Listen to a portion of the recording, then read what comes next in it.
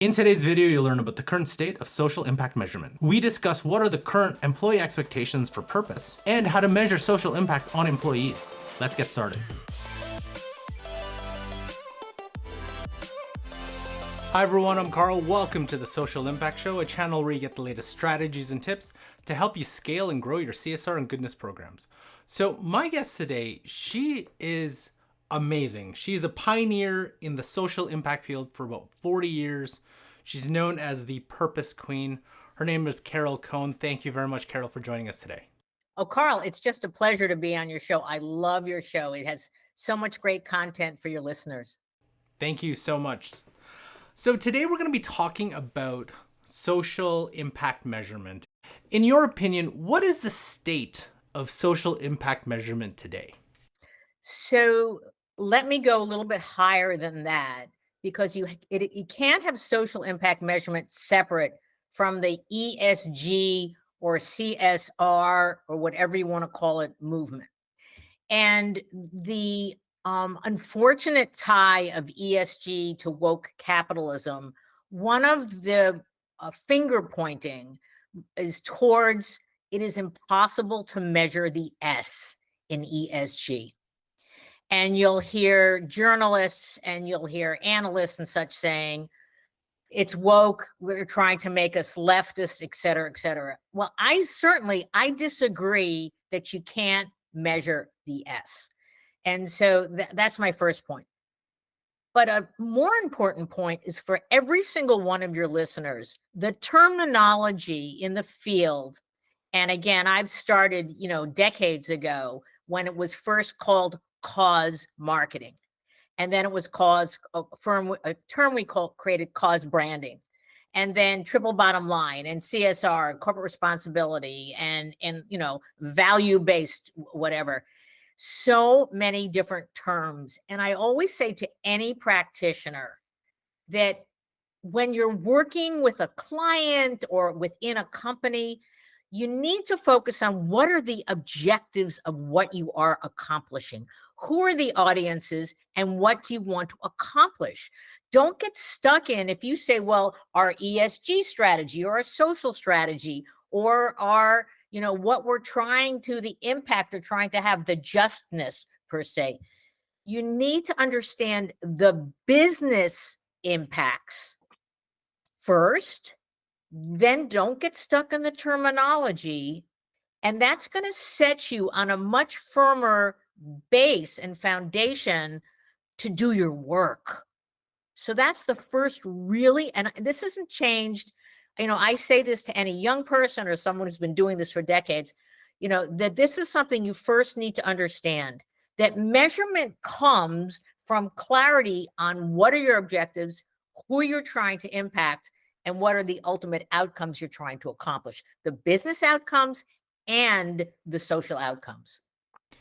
It's fascinating that you mentioned that because, whenever you talk about social impact and developing a social impact strategy or a corporate social responsibility strategy, you touch on ESG strategy, sustainability strategy, even a DEI strategy, the connection to the business outcomes or goals is super important because at the end, it's still part of the business and has to relate to where the business is going, what their goals are over the next 5-10 years. So it's when I've been talking to others, but the thing is, it's always hard to find how do you make those connections when it's not necessarily right in front of you that this social impact program can necessarily drive, revenue. Okay, well, I think the first thing is that you need to get as close a seat at the table to where your purpose, your CSR, whatever you're going to call it, is taking place. And you need to earn that. And you earn it by doing a lot of homework. And I always say to anybody today, you've got to be a sponge in the field. You've got to listen to podcasts. You've got to read the books. You've got to, go to conferences, and do the work. And don't be afraid to not know something. there's a community of all of us doing this work that want to help each other. And so finding somebody within your company, finding somebody through conferences and networking, that's a really important way to say, you know, I'm having problems getting a seat at the table. Okay, I got a seat at the table, but then, you know, we're asking about, we've got strategies, but then how are we going to measure it? So the first thing is, don't be afraid not to know, but be a great student. The next thing is that it must integrate with the business of your business. If you're separate, if you are an add-on, a bolt-on, you will just never get the credibility, get the funding, and have the impact that you seek to gain from your career and your satisfaction. Earn the seat there, you need to be part of the business. And so I want to give now a very specific example that integrated measurement into an amazing idea. And it's one of the best things that people always ask me, hey, what's the best thing you've ever done in your career? Well, I've done lots of great things. And by the way, I have to say, the BBC called me the Purpose Queen when I was in Cannes. But you know, I'm still waiting for the crown. So, but I love that moniker. So one of my favorite things I've ever accomplished was the creation of my special Aflac duck. And that was for Aflac. And that was a social robot that I conceptualized to help children going through cancer. And they go through about 1,000 days of treatments. It's over about 3 years. And the children going through this, they lose agency over their lives. They are sick. They are lonely. Everything is topsy-turvy. The good news in pediatric cancer is that there's about an 80% cure rate. So that is great. But these kids are going through and these can be kids as young as, you know, infants, 3 years old, 5, 10, et cetera, teenagers. So we were asked by Aflac CMO, you know, everybody knows, at least in the US, the big Aflac duck. You know, it is their mascot. He goes, Aflac. Yeah. And he is about, no kidding, $20 billion asset on the balance sheet. And their CEO, Dan Amos, he came up with that idea over 20 years ago, and incredible advertising and recognition. And their business is very, very strong. They're in the US and they're also in Japan. And so the CMO said, you know, we also donate almost $150 million to pediatric cancer, but people don't know about it. Aflac is a very humble company. You know, they're from the South. And so the CMO said, can you take our big duck? Can you take our commitment to pediatric cancer and find some solution that is authentic, of course, because that's what that company is all about. They're about closing the gap in medical costs through their insurance. So one of my superpowers, and I would ask all of your listeners, you should try and identify your superpower. And you should always, when you are, you know, going for your review to your boss, looking for a new job, you should talk about your superpower. My superpower is connection making. I'm really, really good. It just happens in my brain. So I was having lunch with a young man, Aaron Horowitz, and he has a small company that makes social robots for kids with illness. And he is part of my Purpose Collaborative. Carole Cone on Purpose, at the core, we're a consultancy, but we're small because we really want, I had Cone in the 80s and 90s and 2000s, and it was very large. It was the largest social impact firm. I sold to Omnicom, went to Edelman. And then in 2015, I left and I started a new type of social impact firm, flat at the center, but with a large network of partners around the outside that we could, like a concierge doctor. We're the doctor, but we have specialists that can come in.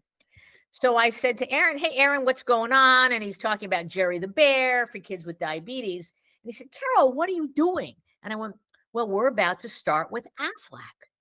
And then bing, over my head, Aflac duck, the big doc, social robot for kids. And in my mind, it instantly, we're going to create a social robot duck for kids. And Aaron goes, Carole, what's wrong? Because my eyes were like flashing. I was like so excited. And I said, I know what we're going to do for Aflac. And so my superhuman power, so for those listening, what is your superhuman power? And lean into it whenever you can in doing this social impact work. So long story short, we worked with Aaron. We studied kids for a year about what are their needs going through pediatric cancer.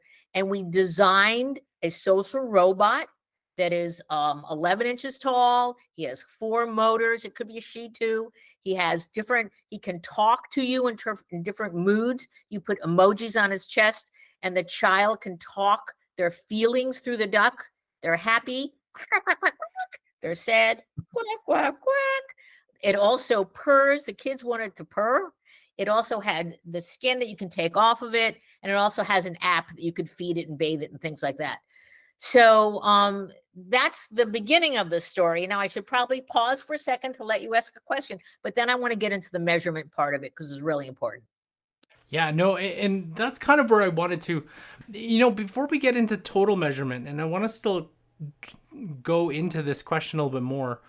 In your years of social impact, and when we talk about the measurement piece, how have you seen the evolution?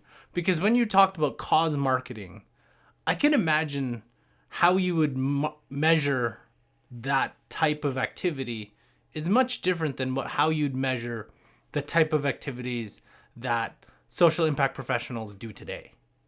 Absolutely. In the earliest years, and American Express coined the term cause marketing.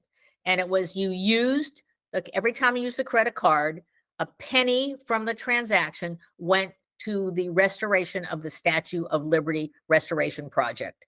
And they raised millions. But it was absolutely shocking to the marketing community that you could tie American Express to the Statue of Liberty. But there was a cause and effect. You knew during a certain amount of time, they did a certain amount of advertising and promotion, and you could see how much money was raised. As the practice of what we do is getting much more impactful, and it's such as Aflac. Aflac wanted to influence the relationships with their insurance agent, the relationships with their customer, the relationships with hospitals, their reputation writ large. And I'll talk about the things that we measure there in a moment.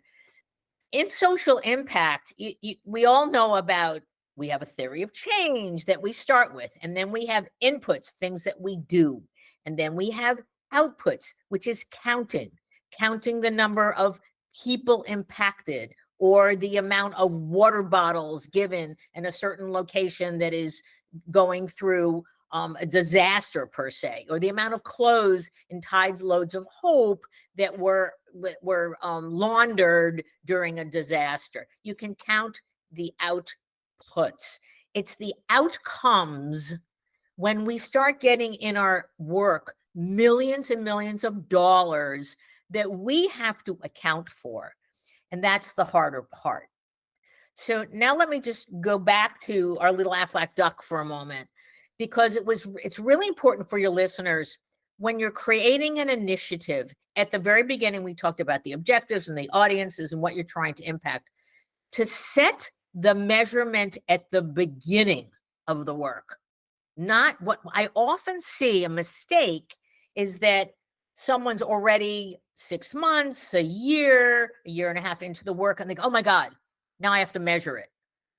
You'd be amazed how many times that happens. So, and it's not just about outputs.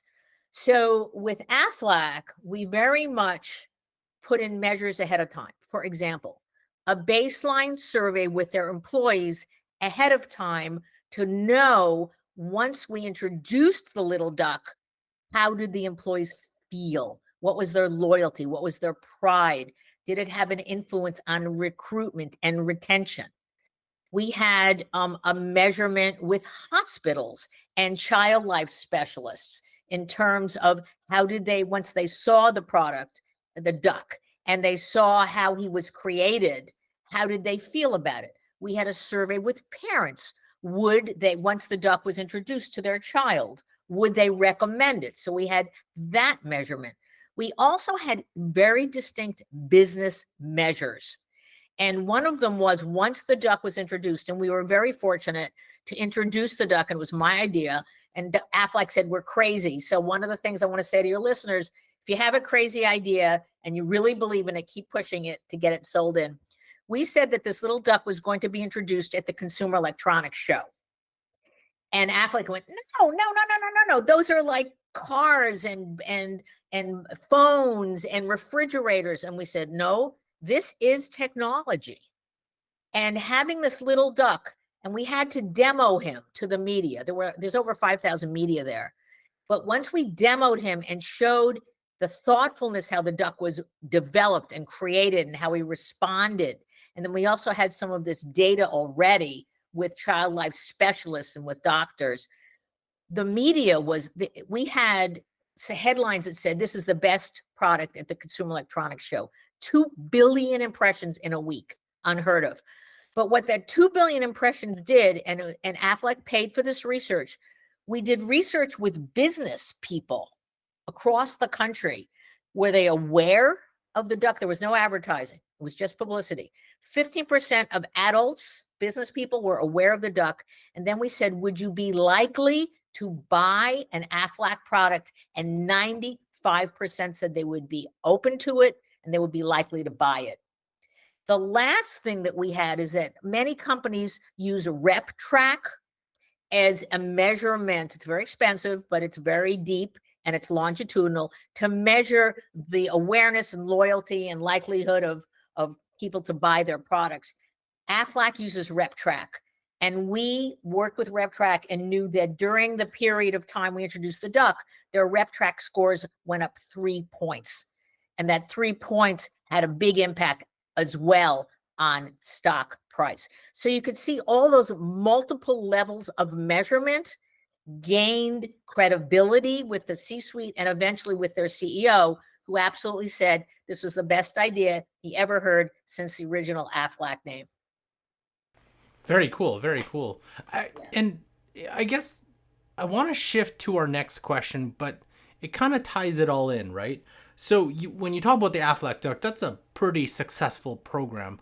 But I think for the majority of social impact programs, there has to be a little bit of expectation setting, right? There has to be a little bit of there's got to be reality versus expectation. So what are your thoughts on the employee expectation of purpose in their organization? Let me go to the whole organization first, because the people that write the checks first, of course, the employees are the engine of the company. We always do something we call an executive level set. And what we do is we have a presentation that we modify for whatever industry the company is in. And when we're setting up an initiative, we get the appropriate people around the table. Ideally, it's going to be brand, it's going to be HR, it's going to be the C-suite, it could be R&D, it could be advertising and such. And it's about an hour, it's about a half an hour of cases and showing outcomes. And then we have a conversation. That is such magic for any of your listeners to do. It doesn't have to be you can do your own. There's lots of great best cases and things like that. So that is a tried and true, because the organization, most likely, they're not experts in social impact. And so they need to get that really quick study. And also social impact it's not a nice to do, it's a have to do. So this also gets you kudos in the C-suite. Make sure you've got a great presentation, you've practiced the heck out of it, you're ready for those questions that you really don't want to get, and then have that presentation. So that's the first thing. Now you're asking about employees, and I'm so glad you asked about employees. For over 25 years, I have been proselytizing that employees are the most important audience for organizations. And I will tell you, it's not until the last 10 years or with the transparency of the internet, with Gen Z maturing, that employees have so much more. They desire transparency, they want authenticity, they want to work for, buy from, recruit from say positive things about an organization they can believe in. They want meaning. And one of the things that I've done over my career is that we've done over 30 pieces of research since 1994 to set the strategy about what social impact is with all sorts of different audiences. We did a piece of research pre-COVID, and that was the B2B purpose paradox. And that was with B2B firms to understand, especially employees, and how B2Bs were executing, embracing purpose. And then we did purpose under pressure in 2022, post COVID, to see what the heck was happening, what kind of different world it was. And in purpose under pressure, employees said the following, like 91% said, my company has a purpose. And because they're fearful of what happened during COVID, they're likely now working remotely. They don't have the camaraderie. It's scary. And they said, when my company has a purpose, a deep keel, a reason for being, I feel a greater authenticity, relationship, loyalty to my company. Thank God, frankly, we have this. There's also 86% said that meaning at work is absolutely important to them. And 84% said they would only work for a purpose-oriented company. So the world changed. COVID is still impacting all of us because of the way we work, the way we have affiliation, the way we can use our voice, especially with social media now, to be positive or negative. So it has a huge impact.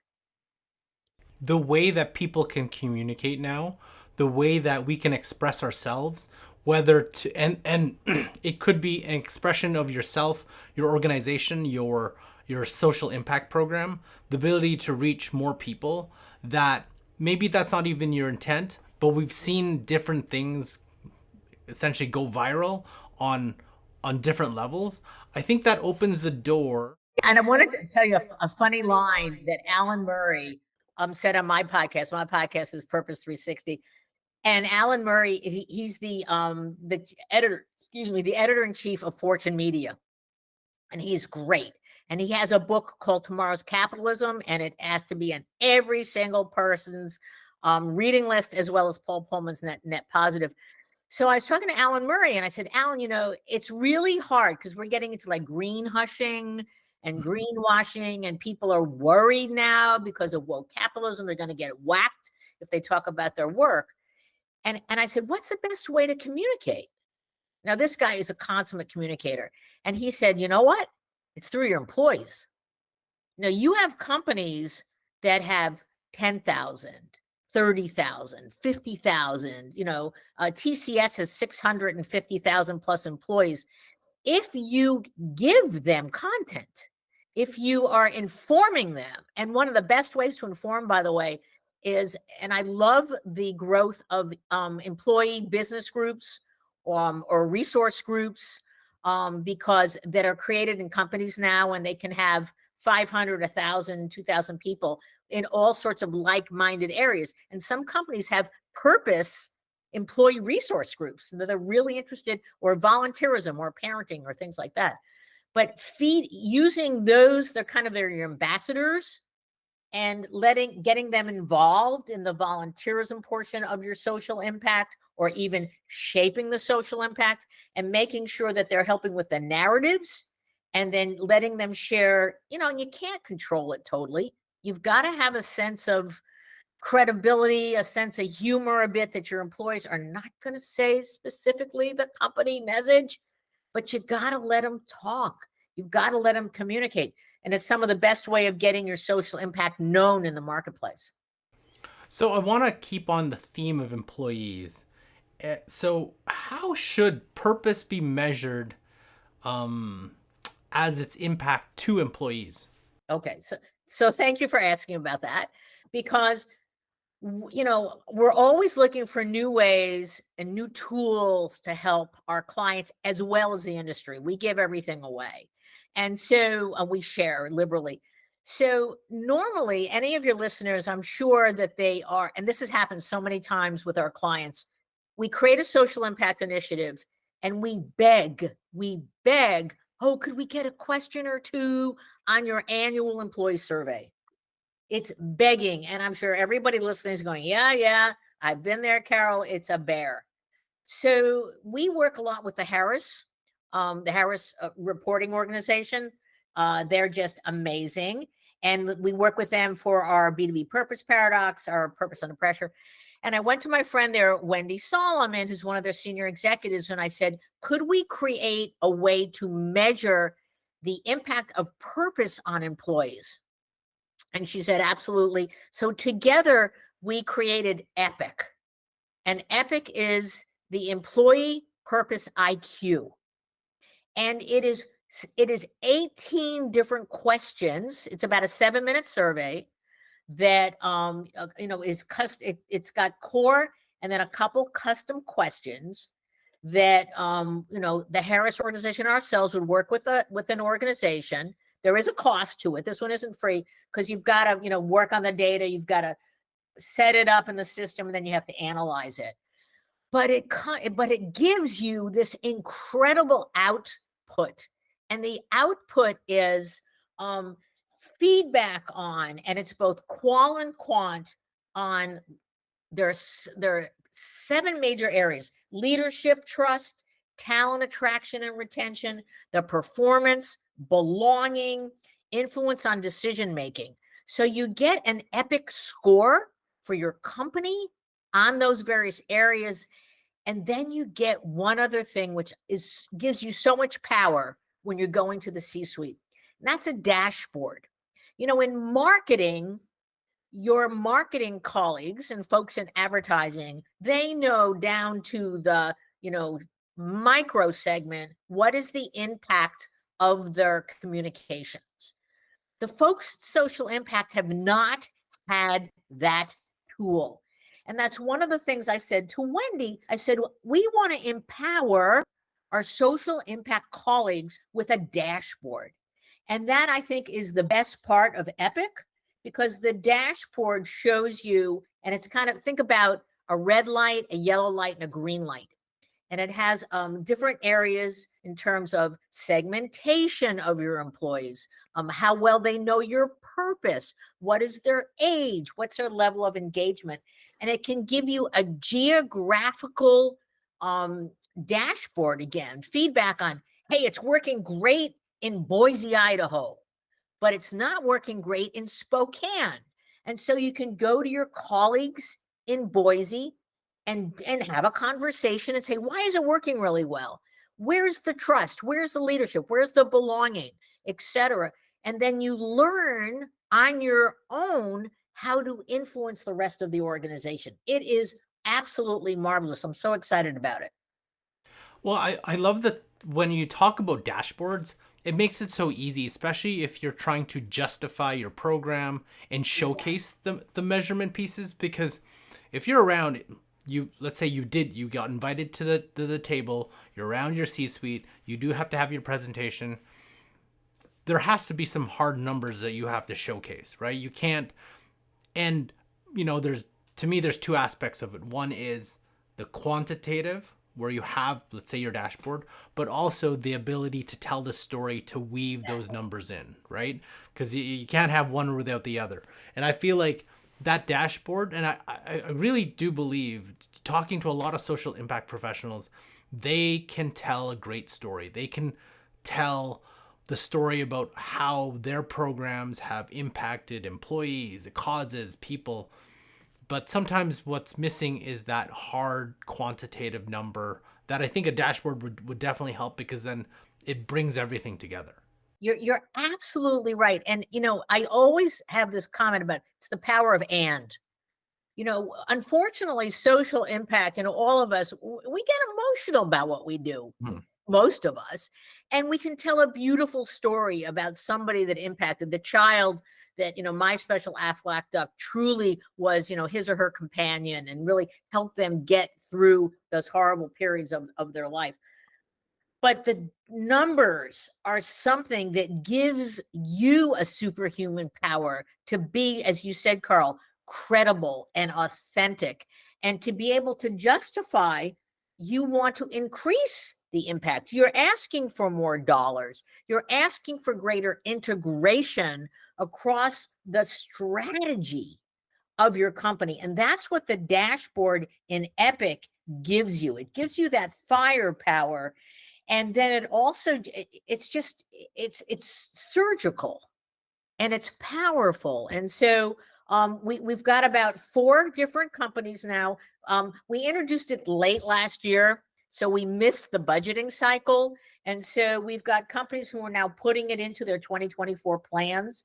And so we can't wait to get the outcomes. And then when they're ready to like announce them to the industry, we're definitely going to do some webinars and some speeches about it.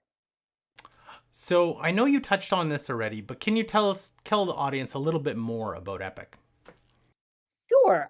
Well, we love EpiQ for its name because it's the Employee Purpose IQ. And we love it. You know, it's always great to have a name that's memorable.